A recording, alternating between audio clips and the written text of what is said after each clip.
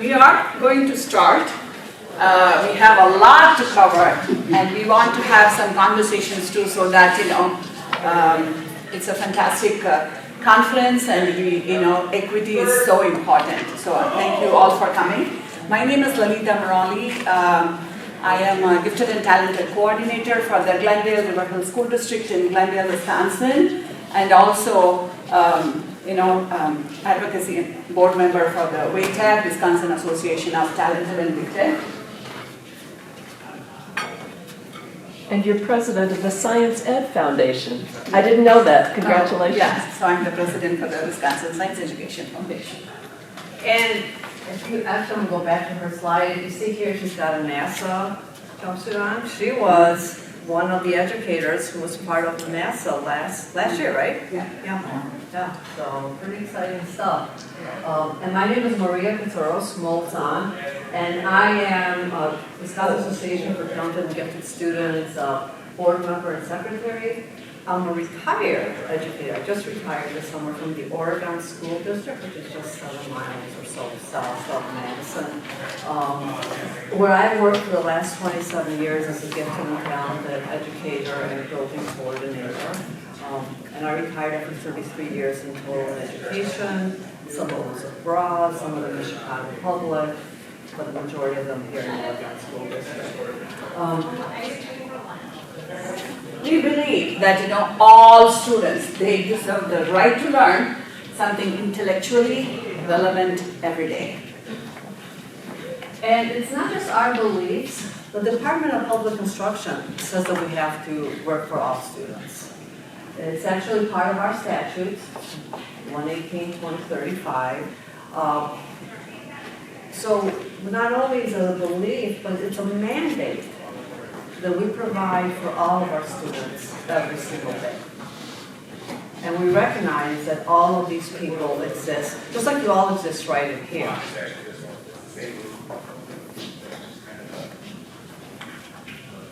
So some districts, our district being, my district being one, Letha's been another one, have some vocabulary in place about that. We believe in Oregon that all learners need the tools to reach their full potential. And we have to ensure high quality outcomes for all, ensure every learner has what they need to develop. And we heard this when we were hearing about social emotional learning just earlier, just in our keynote speakers. It's all together, right? It's all together. We need to provide these services for all of our students every single day. And we need to eliminate the gaps in access and opportunity for all of our kids. As I shared, I grew up in Chicago first.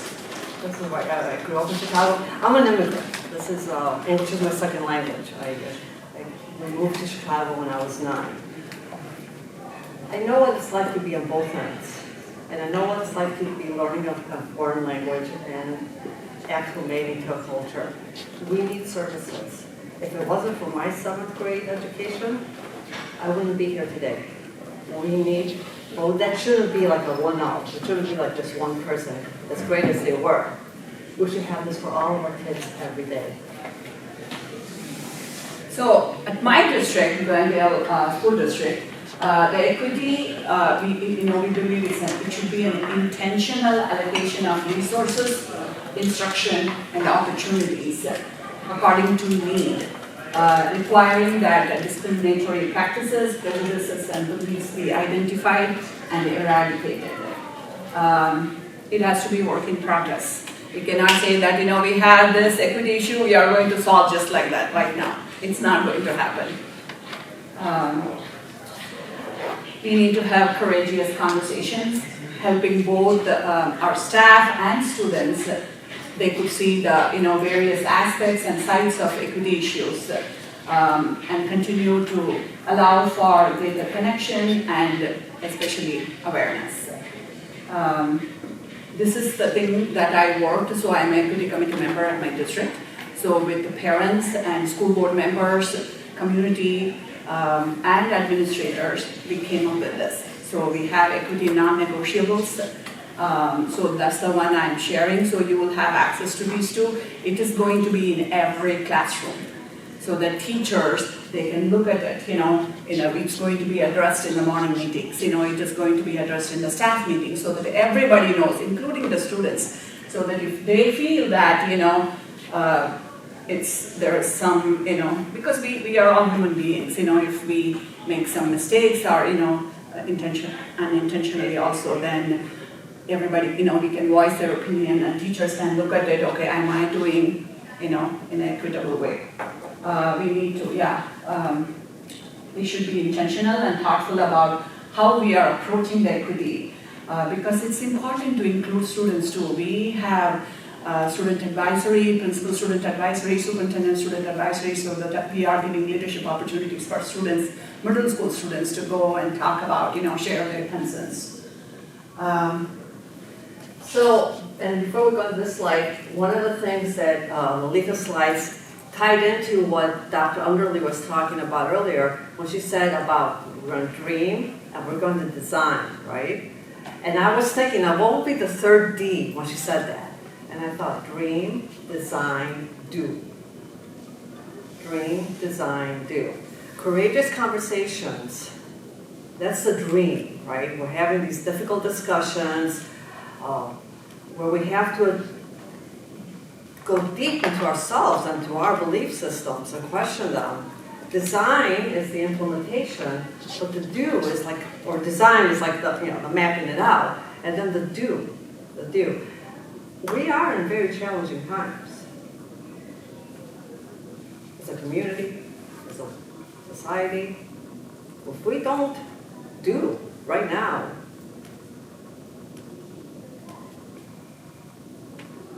it's going to be scary. That's all I'm going to say. So we have to dream, design, do. And just like they said, just like Dr. Early said, school funding often creates roadblocks to educational resources. And when they have to take money from one pot to do another pot, that's not good for any kid. That's not good for any of us. So that is the problem. So this is just basically how DPI calculates their, funding. Now I'm preaching to the choir here. You guys are kind of aware of this, and we're not going to go read into this. Things have gotten a little better.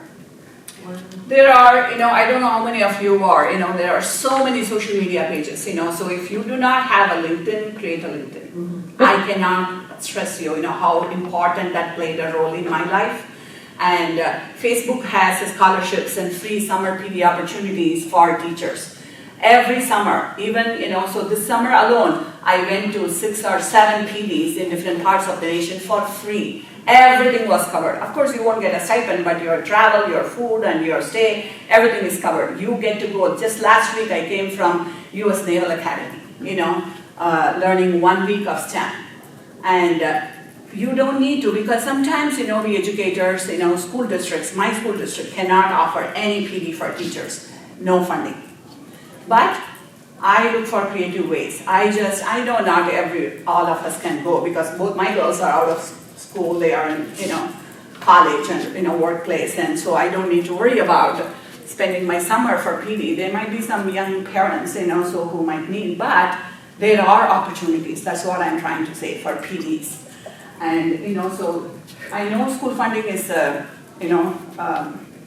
big issue, but we need to come up with creative ways so that we can attend some free PD opportunities so that we can learn and we can bring in the opportunities for our students. Yeah. So this is the Wisconsin Association for Educational Funding.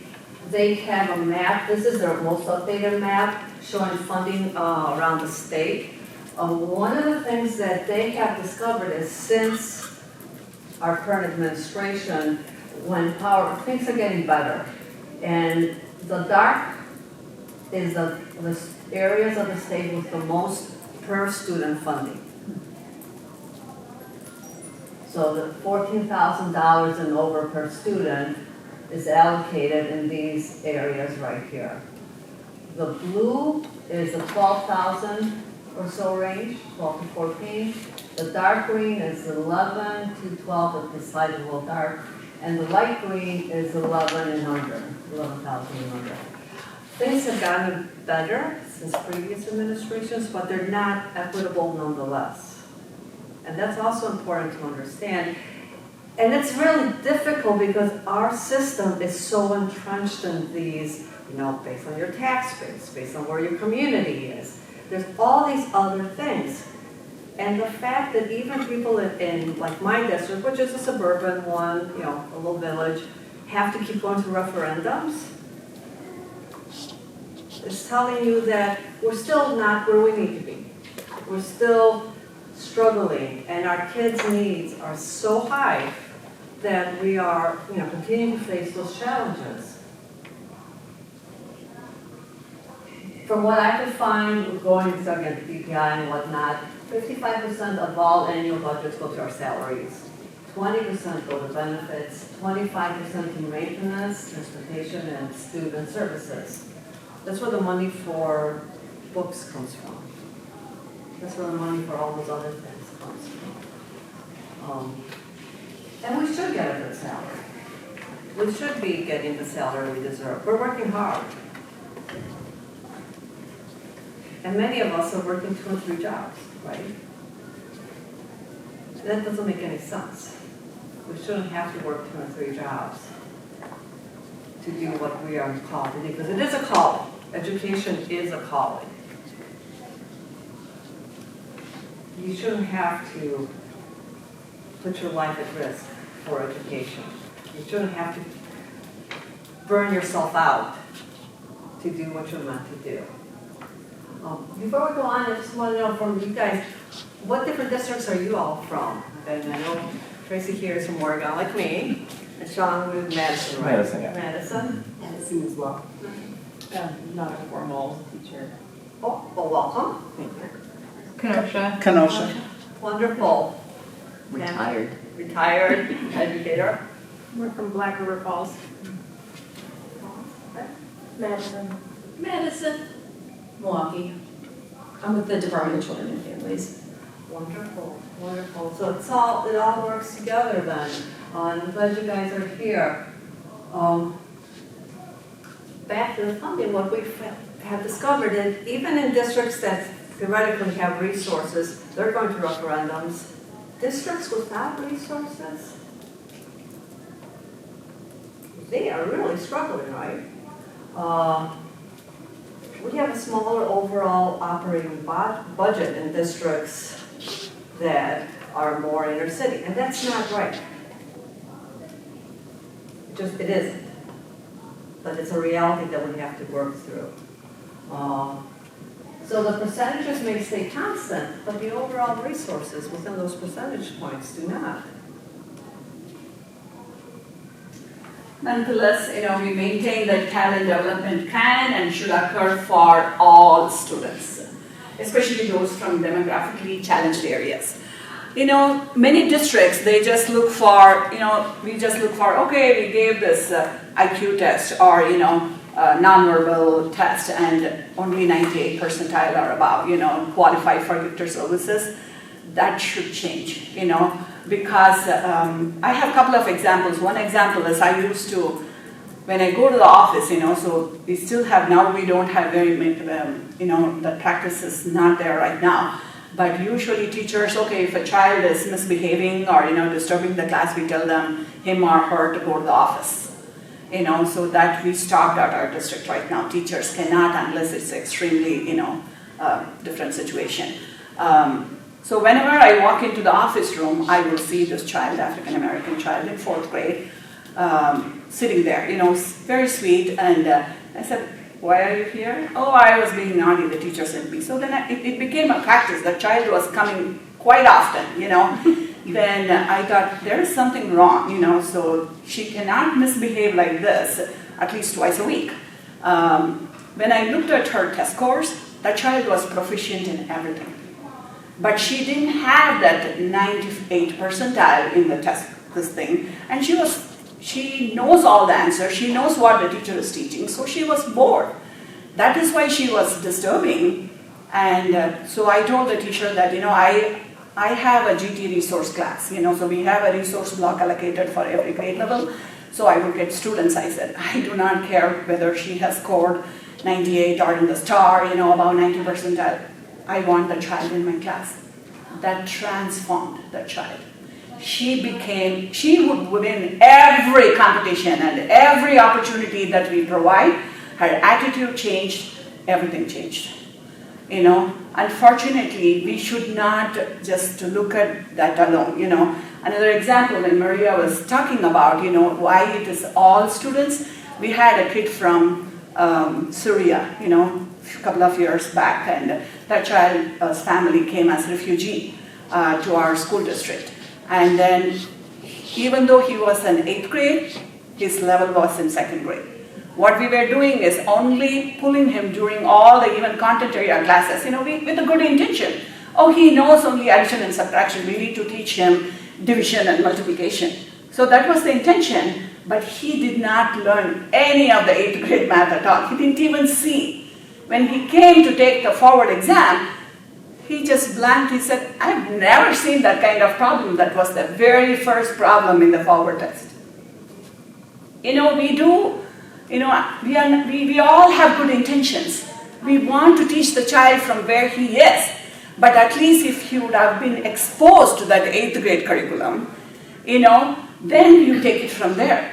That child always felt that he is not fit for anything because he was pulled from the class all the time.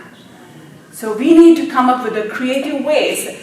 Every child is, that's my PhD thesis, every child is gifted if she or he is given the right resources and the opportunities. I know, yeah. Well, and just give us a second. Go to sleep. So we believe that to ensure high quality outcomes for learners, then the intentional allocation of resources, instruction, opportunities according to need require that discriminatory practices, prejudice, and beliefs be identified and eradicated. We believe that this must occur. And it's a hard challenge, like you were saying about the child from Syria. And as an immigrant to this country, I know how hard it is. It's like do you teach them how to speak English? Or do you teach them math, the language? And how do you do both? How do you do both? My story, my sister was younger when we moved. She wasn't old enough for school yet. She watched PBS. She didn't have an accent. It took until I was in my mid-20s before I lost mine, and people can still hear it at times. But I just remember that she watched PBS and she learned from Sesame Street how to speak English. So sometimes you just need an intensive to learn, but then you must go forward with that. So in our districts, along with having equity as a core belief, along with having beliefs that all students deserve the right for services, we actually provide opportunities for all of our kids. We try hard. Nothing's perfect. Nothing's perfect. But we try very hard to find for all of our kids on all the spectrums that they need services in. And sometimes our kids who have high ability manifesting earlier also have special education needs manifesting at the same time. Or social emotional needs. Because a lot of these kids are highly empathetic people and they take in what's going on. And our kids know what's going on. All of our kids know what's going on. Our kids are worried. I'm a political junkie, and been doing a lot of YouTubing and listening and just going off from one to the other. And I was listening to Moms Demand Action podcast, and they were talking to Elizabeth Warren. And one of the moms shared how she had taken her 10-year-old daughter and her Girls Scout troop to meet with their legislators. And the legislature asked the little girls, what are you worried about? 10-year-old girls. Said school shootings. Our kids know what's going on. And we have to be providing for all of them the hope that they need to go forward. And what Alita was saying about her student that she saw, when that student was getting services that respected them as a human being, they had hope.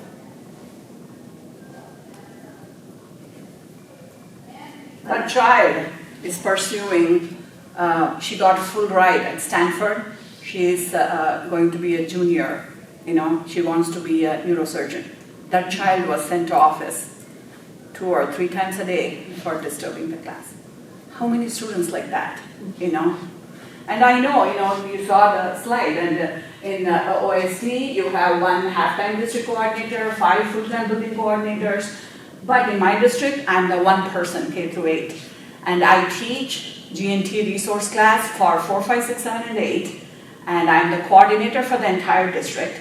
And I also go to our elementary school to do once in a month or maybe twice, in a quarter, to do some hands-on activities with some classes, some teachers who are willing to include me in their lessons. Otherwise teachers, oh my God, I don't want one more person to come and tell me what to do.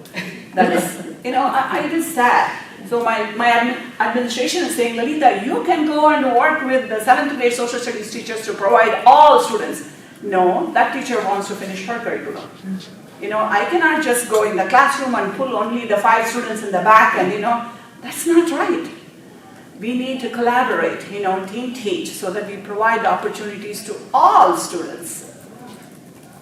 Exactly. So, when we're talking about talent development, we need to ensure that learners have what they need and recognize the ongoing nature of progress. So another little story of this, which is a fun one. As I shared, 7th grade was a pivotal year, and that's not the gist of this.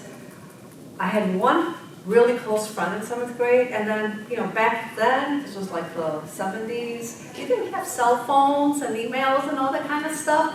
So when we moved, my family moved, this person and I lost contact, right? In 2020, during the height of the pandemic, she decides to join Facebook, and you're talking about social media, and she found me, and we connected, and we're catching up on 40 years of life, and this and that and the other thing. And she shared how when my family moved away at the end of 7th grade, she fell into a deep depression because she didn't have her bestie with her. And she wasn't going to stay in the A-level class. Back in those days, we had A, B, and C-level classes. So she says this, and I'm like, A-level? What do you mean A-level? She goes, don't you know we were in the A class? No, I didn't. That's a whole other story. She goes, so she decided that she wasn't going to stay in that class in 8th grade, and she started 8th grade being a stinker. She spent 2 weeks fighting the teachers, being disrespectful, flunking everything, and she got her wish. After 2 weeks, they put her in the B class. And the first few days in the B class, she thought she had it made, because everything was easy for her. This is her story. She's like, I'd be done in 20 minutes, and I'd have the rest of the period to be a clown, to act up, to get in trouble. And by the end of that class, the teacher pulled her aside. This is Chicago Public. 36 kids were the norm, okay? And the teacher pulls her aside and says, this is it. Starting next week, you don't get to act this way.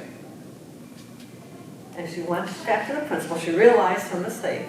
She went back to the principal and she said, I made a mistake, and I need to go to the A class.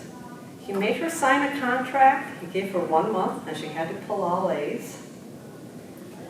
And she's 57 when she and I reconnected. That, she said, was the best decision of her life. 57 years later, that was the best decision of her life.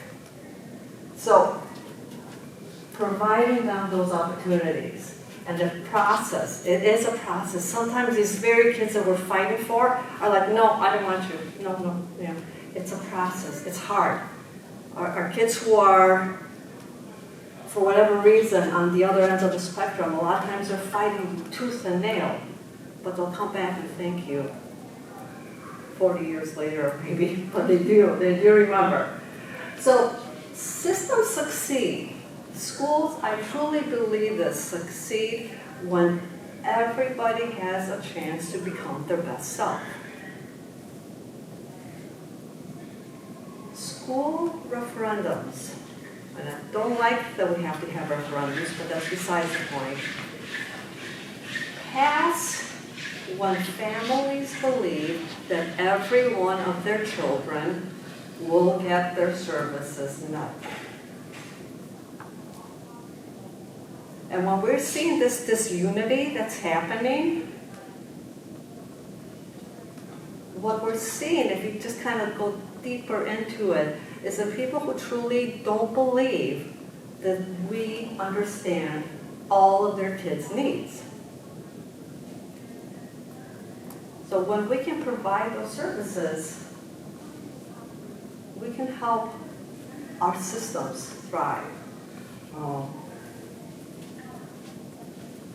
So in my district, so what I do is Project Citizen that goes with the 7th grade curriculum. It's free curriculum online. So all the 120 students in our 7th grade, they identify a local problem in the community, they come up with solutions, and then they present to the school board, and I bring them to Madison to, talk to legislators also.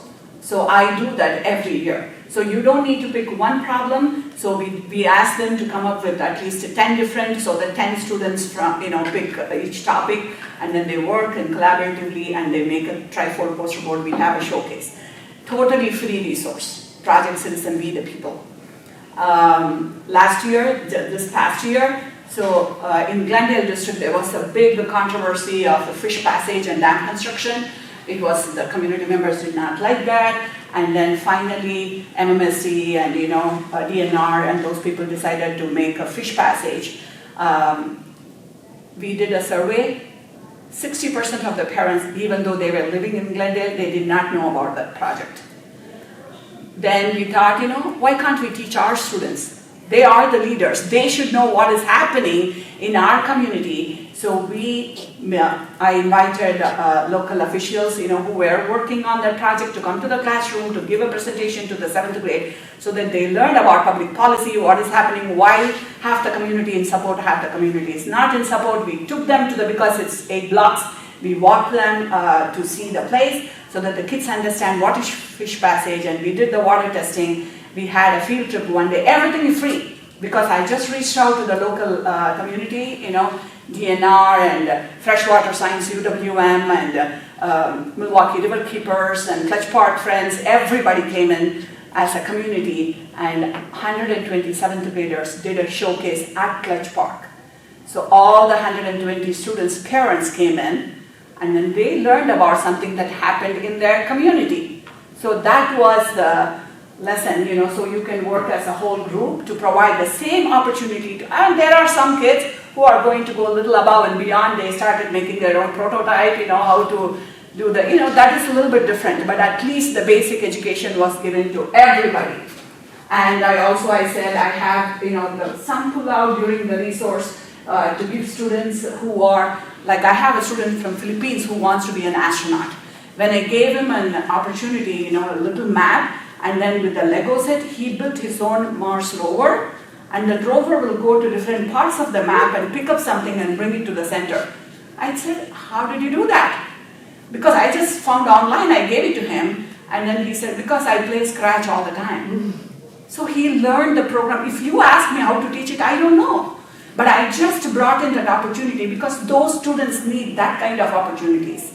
So Maria was saying, I was one of the 4 educators who flew in zero gravity flight last year through NASA. That's because my 6th, 7th, and 8th graders designed 2 microgravity experiments, 30-page coding they did by themselves. And how, if there is a CO2 leakage in ISS, how the astronauts can find out. So that's the thing they designed, and they did a project, and then I was able to conduct. That happened because I don't know how many of you know, there is a research experience for teachers at UW-Milwaukee and UW-Madison. It's a 6-week summer program. It's called RET. It's free. They pay you $6,000 for the 6 weeks. And then you get to work with the department. So I was put in physics department because long time ago in India, I had my bachelor's in physics. And I completely forgot. I was always hoping that, oh, chemistry, biology is so much fun. I'm going to do some, fun experiments, because that's what we remember. Even I had that bias, even though I had my undergrad in physics. When I went there, they said, Lalita, you're going to be working with the material science physics department professor. And I said, why physics? Me? I don't like physics. Unfortunately, sometimes we put that on our children too, our students too, that math is not fun, physics is not fun. But you will not believe, out of the 6 teachers, I had the most amazing experience. I get to work with NASA and go to space, And so when I went there, I learned so much about it. And the professor said, Lalita, do you know about the Wisconsin Space Grant Consortium in Kenosha, Carthage College? That's our NASA Center for Wisconsin. They have a workshop for teachers too. I said, I never knew Carthage College has Wisconsin NASA. How many of you know? Our Wisconsin NASA Center is Carthage College in Kenosha. Then I looked online. There was a weekend workshop for educators. Look for it. So I just attended that. After the 2-day workshop, the executive director of the NASA Center said, if you are doing something in your classroom that aligns with NASA mission, you can submit a proposal, you get to go to space. I want to go to space. Then I came back and I brainstormed with my students. The students came up with the idea. They said, oh, we are doing the water testing, we are testing the CO2 redistribution. Now we want to know how it's going to be in space. I submitted, I got accepted, and NASA said, you can buy all the materials that you want, we will provide you the funding, and then you can work on it periodically, submit other thing. So I started working. Then I called the professor at UW-Madison saying that, thank you so much, now I'm doing this project. And but one thing is, they chose 8 educators. 4 will fly in August and 4 will fly in the spring. And then, but all other teachers are doing something to do with colorful liquid and something, because when they take the video, the students can watch so that they can see, what the teacher is holding. Unfortunately, mine is about CO2. So it's only a box, transparent box. People will not see anything. I'll be holding only an empty box, That's not so much fun. He said, the professor, you know what he said? You are wrong. There is a space company called Teledyne. So they just came up with a special camera that will visualize only CO2. Because in the air, you have, so many different gases. But when you look through that camera, you will see only CO2 as a blue or red smoke. And I said, really?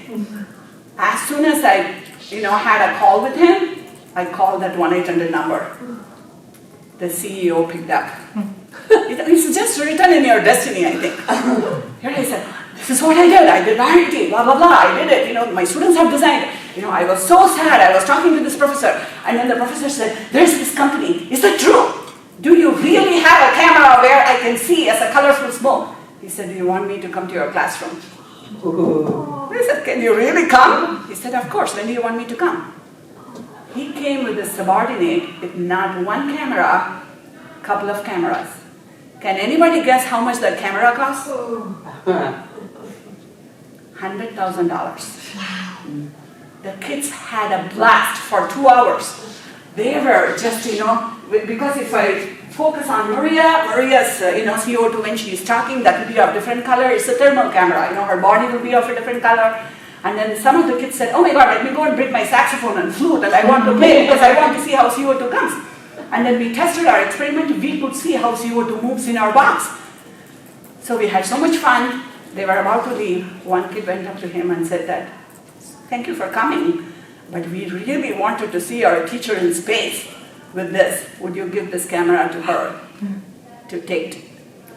I said, just to let you know, I'm a poor public school teacher. If something happens, if I drop the camera, I don't have $100,000. He said, don't worry, I'll work with NASA. We will put insurance. They shipped that $100,000 camera to my house a week before. Wow. And I took the camera and I conducted the experiment. My kids saw that They presented at a couple of space conferences. Think about all those things, a 6th grader.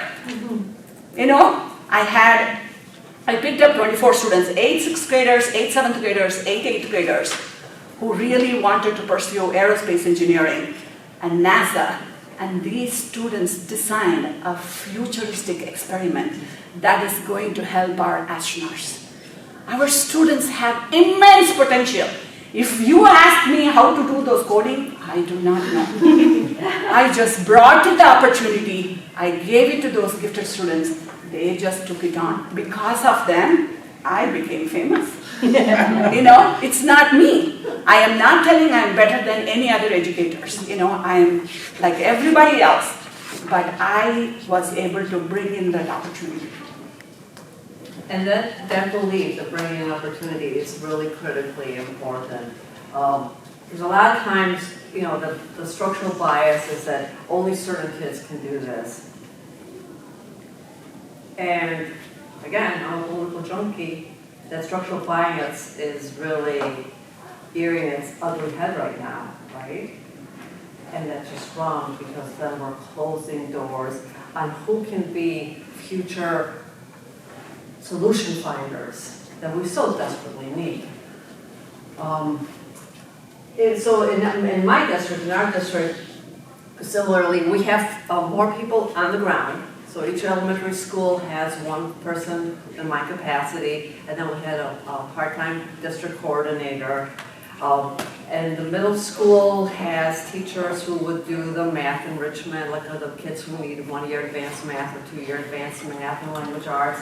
And the high school, the great thing with high school is really you can go so many different ways based on your potential and your, and the guidance counselors help with all that.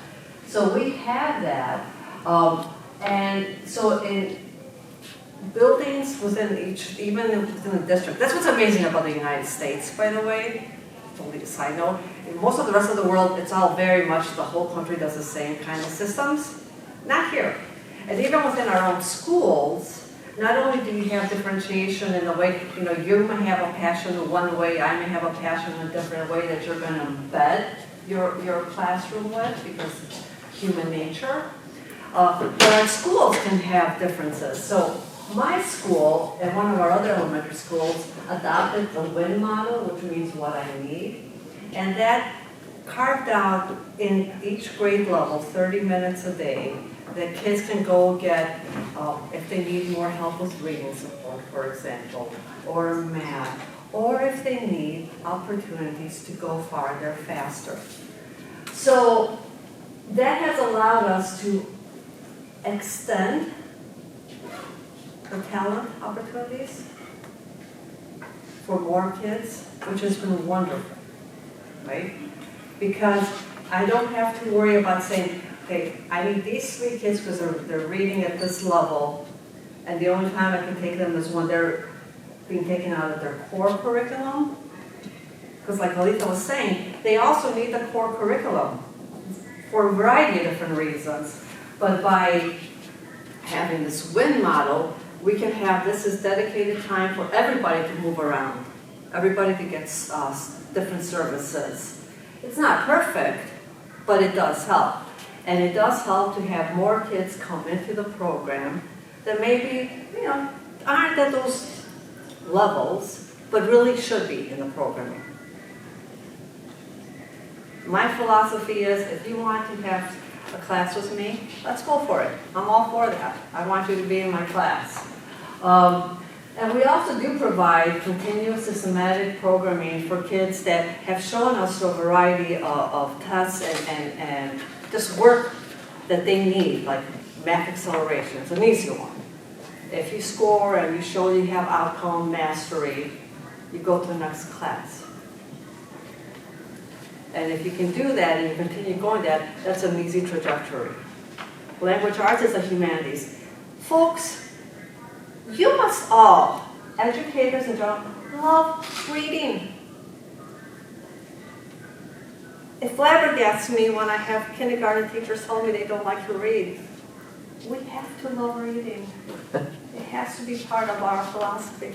So I guess like, I feel like if we're talking about equity, that there are some little brains and little human big brains that like don't read as well as others, and so that might not be as enjoyable, or like they need access to the information in ways that their brains can process, because I think dyslexia and dysgraphia are real, and so there can be a love for learning, but not necessarily, that doesn't, just because they don't love reading, doesn't mean that they don't count, or that they're not, you know. So I think saying that everyone has to love to read is a very like exclusive to people who are able to do it well, and sometimes that might not be. She's talking about teachers. Yeah, I'm talking about I'm a teacher and I have dyslexia. Oh, okay. I struggle. Oh, And thank you for pointing it out. I didn't mean it that way, I guess, so that's really good for you, so thank you for calling me on that. I guess, there are people that, how do I say this? You have to love the story, you have to love the story that a story can give you, right? So whether that's you get the story from a storyteller, from somebody who told you the story, but you have to be able to share that with your students. Because if you tell kids to read, but you're not reading, that's not going to help. So I apologize if I'm not using the right vocabulary, because I am a passionate reader, so I guess that's why it comes that way. But we have to, as educators, we have to be able to take in information from a variety of sources and share them with our students and share that passion. So I guess what I've seen with reading over the decades is that it's become more of a chore and less of a passion. And when we don't see the nuances in stories, we're not helping others see the nuances in stories. Does that make sense? I think that's what I was Yeah, trying to I have an example, Maria. So, we need to come up with a creative way. So I had 2 students who came from Russia, absolutely exact same situation, what you said. They do not like reading at all. First of all, they were EL students. At the same time, none of the things that the teacher provided interest them. You know what I did? I was also working as part-time EL teacher, part-time teacher. I was wearing multiple hats. So I just pulled those students and I said, what do you like to do? I like guns. I like wars, fighting. That's exactly those 2 5th graders said. I said, fantastic. I pulled the Civil War, World War I, World War II, all different types of wars, and then they loved it. They were learning about different types of guns, and why people were killing. They were able to give a data of, oh my God, this is not good. This many people died. They made a beautiful presentation. That was the start, So we need to come up with different ways. If I was so impressed, they gave a big presentation to their class about various wars and why wars are not good. These students who did not like to read, and those students afterwards, once they saw that they can read, they can make a presentation, they were welcomed by everybody, everybody appreciated, including their classmates. They saw that I can do it. Now I'm going to focus on different issue and I'm going to, learn, and that was the stepping stone. But if you are very, very correct. If we say that every student should read this, newspaper article, whether they could read or they understand, whether they like it, no. You give them the opportunity, the interest, that's where it comes from. That transformed those children. They both went to UW-Madison. Those 5th grade boys. I still remember. So we educators have to come up with creative ways. And that's what we are trying to say, that there's no child that is not good at all in anything. Unless we expose them to those resources, those opportunities, every child can be successful. Yeah, thank you for clarifying. I hope, yeah.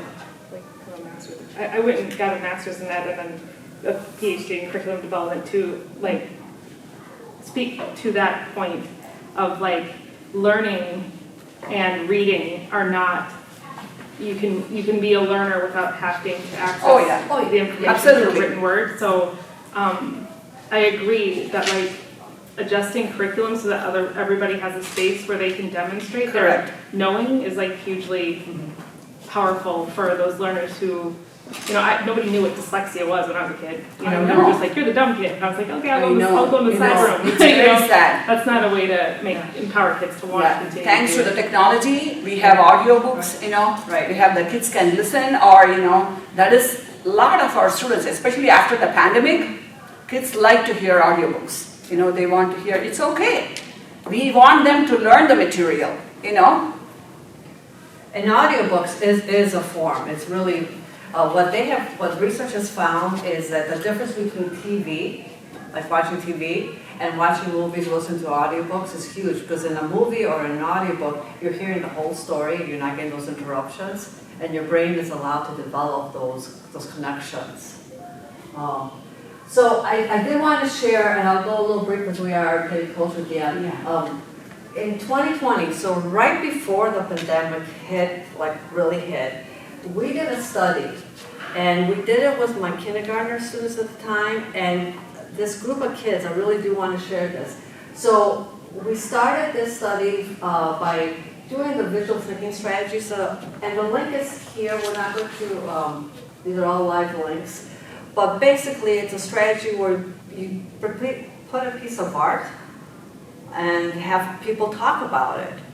And there's no right or wrong, it's very open-ended, but it gets discussions going.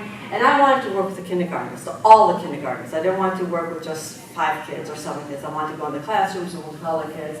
So I shared Faith Ringgold's story about Tar Beach, and then we talked about the painting, the quilt, Tar Beach, and then the kids made a project. And they got the introduction, they knew who I was. We then did Jack Naglieri is a doctor. He's developing some tools for identification. The newest one is MHS, which is a computer program. A lot of medicine schools use this as well, by the way. And it has these 3 tests. Literally the week the lockdown was happening. Schedule and you have to do all these things, and it was that week. We did that test. MHS gave me the results. So even though we went into lockdown, I got the data. Now again, when Alita was saying this, usually with any kind of testing, especially when you're working in our field, they're saying, look at the 95, 98, 99. I didn't want that. I wanted to look for a wide variety of kids. So I looked at the 80th percentile and above. And I went to the teachers, it's all virtual, and I said, these are the kids, this is what this data shows, what can you tell me? What do you see? And so we had these conversations, and then based on those things, there were other kids that the teachers, kids had been sick that week, or on vacation, or this or that, and whatever, lockdown happened, that they had other kids that they recommended. They had some kids on the list that, that showed there, that they were like, well, I'm not sure. And I'm like, but these scores are pretty significant, even though you're not sure. Can we provide opportunities? So we started doing opportunities where we invited this wide variety of kids to come in virtually for enrichment. We had math enrichment, we had story time, we did crafts and projects, and all virtual, all virtual. And we started that, and based on that, we continued watching the kids. Then in the fall of that year, we had a hybrid model where kids would come into the room for half a day, and then they'd go home, and they had all these things. But we continued providing those services. And then the more formal testing takes place. That's when you're doing the STAR, in our district, we were doing STAR tests at that point, and online reading tests. And that group of little kindergartners continued to thrive. And in that group of little kindergartners, there were children that the teachers had not recognized in kindergarten. They were great kiddos, but they were, for whatever reason, not kids that the teachers would have identified. Okay? We have those results, the data. The data continue to show, so these kids now are going to be 5th graders this year. They have continued to show that they are in the high 90s and in multiple measurable tests, right? This is the clear data that we have now. And those courageous conversations allowed us to continue advocating for those kids. Because some of those kids, like I said, they weren't people that, you know, 2 of them were Hispanic, of the Hispanic descent. And they were quiet children. And for that reason, teachers hadn't recognized them. One of those kids, he actually wasn't able to, he wasn't there when they did the testing, had an IEP. So if we didn't have this, like, starting that conversation, we wouldn't have gotten those people, is what I'm saying. And allowed them to have the opportunities to do what they needed to do. Provide opportunities to all students. Even in my GT resource class, I take students who are proficient in both reading and math. I don't care about 98 percentile or 90 percentile or 80 percentile. If a child is proficient in both reading and math, that child should be provided some kind of enrichment opportunity. So by including students, definitely we are providing them, we can definitely reduce the achievement gap. Yeah. So, and we really believe in enrichment for all. We want all students to have environments that they want to be in school in. So these are some videos because we want to give you guys opportunity to share your thoughts, your questions. So this PowerPoint will be shared with all of you. It will be posted in the website. So you can look at these videos. So as we mentioned, core curriculum is important. Your district might use Bridgers. Some districts might use Everyday. Some might use Illustrated Math. It doesn't matter as long as you provide a core curriculum for all students. And then which is the curriculum which is rigorous and age appropriate. We are providing them. Then we will not make that mistake of that Syrian student, not able to get exposed to the 8th grade curriculum. So it is so important. And then and the enrichment for all. So in our district, they're now calling people who teach the art, physical education, music, technology, and so forth as rotations teachers. That's the new, they used to be called specialist teachers, now they're called rotations teachers. In any case, honestly, truly, these people are amazing resources, and they shouldn't just be working in their own silos. You should be having collaborative discussions with them as well. This is what our 2nd grade curriculum, for example, has. How can we make sure that the arts, the musics, all of that works together so that it becomes a whole wonderful spiral? Or, what do you guys have in your art curriculum that we can supplement as well? Because it shouldn't just be a silo. And these people are amazing resources for all of us. Field trips. Like Alita was talking about all the trips she takes her kids to. And that is why social media plays an important role. When I post, so you will not believe me. I get people reach out to me in LinkedIn. They will send me a message that we have a grant. Do you want to apply? I will just post, that, hey, this is what I'm thinking of. My students are, this is my thing. And organizations reach out to me. We have grant, you can apply for this, and then when I invite people to come and talk to the classrooms, and they see what is the need, and then they support.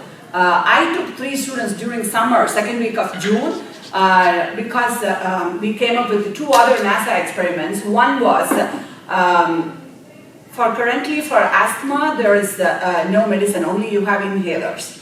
But UW Milwaukee Chemistry Department came up with a new pill for asthma. So if you are allergic when you are walking in the spring pollen allergy, if you take that pill and then go, nothing will happen. Your asthma will not be triggered. They just came up with that. It's not still yet in the market.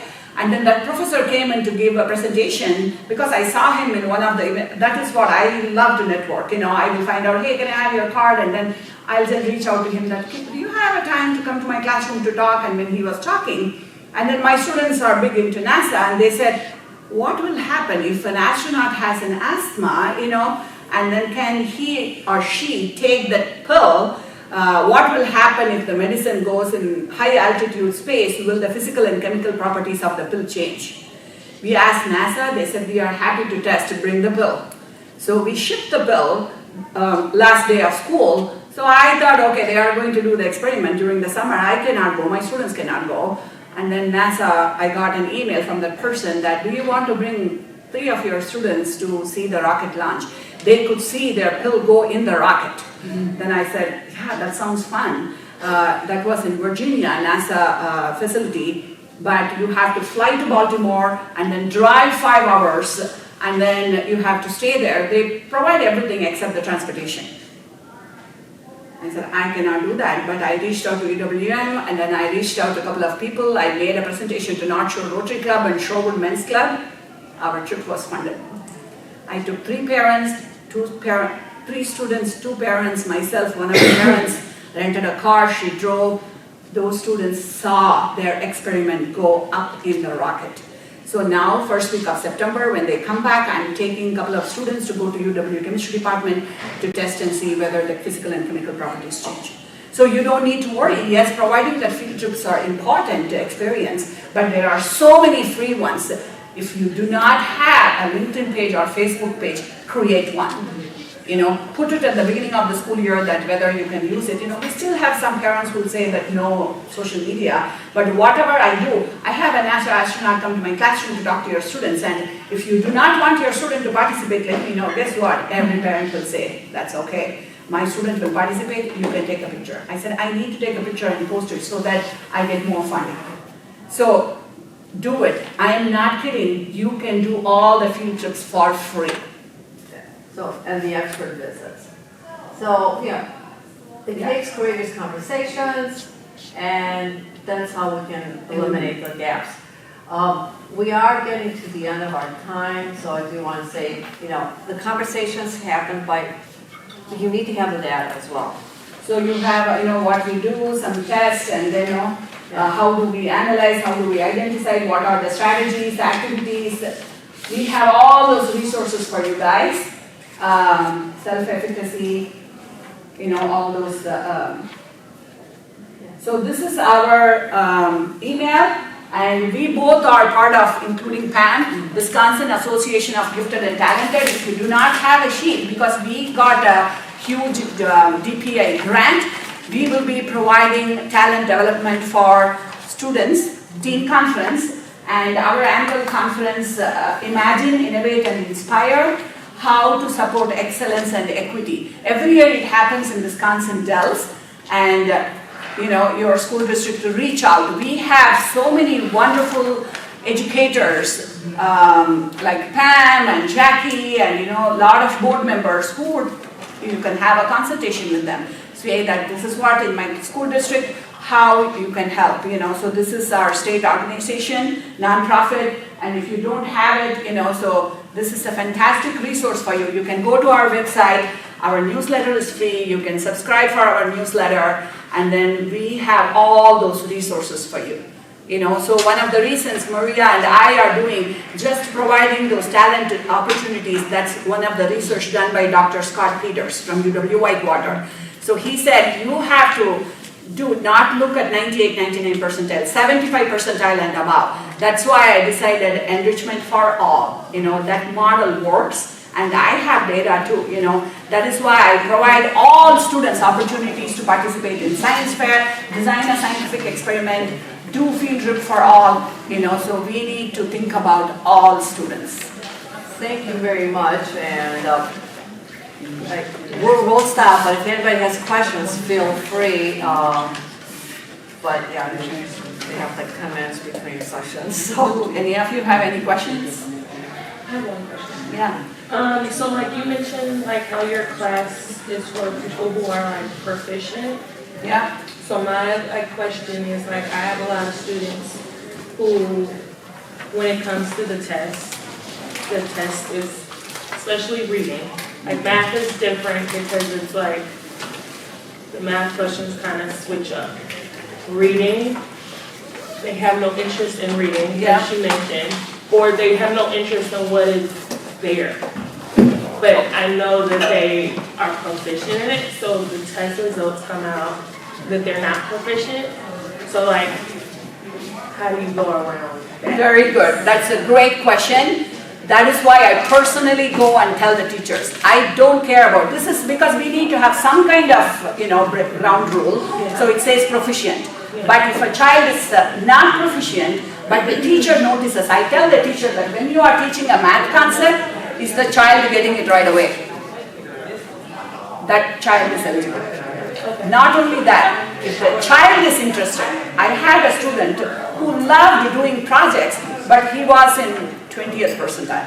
You know what? He said, Ms. Morali, I love doing that STEM project. Can I come to your class? I said, absolutely. So my class is open for anybody. The teacher can nominate.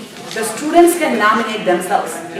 That's fine. I can do this homework at home. I don't need this resource time. I need to go to Ms. Morali's class because I love that project. That child can come. So you need to have some kind of ground rule. If I say that it's for anybody, we will not have any, you need to have some structure. So for that we say proficient in reading and math. But if the child is not proficient, because he or she might not be a good test taker. But if the teacher, you are the main resource for me. If you tell me that Lalitha, this child will benefit by coming to your classroom, I go with your word. I don't care about a test score. Thank you for the great question.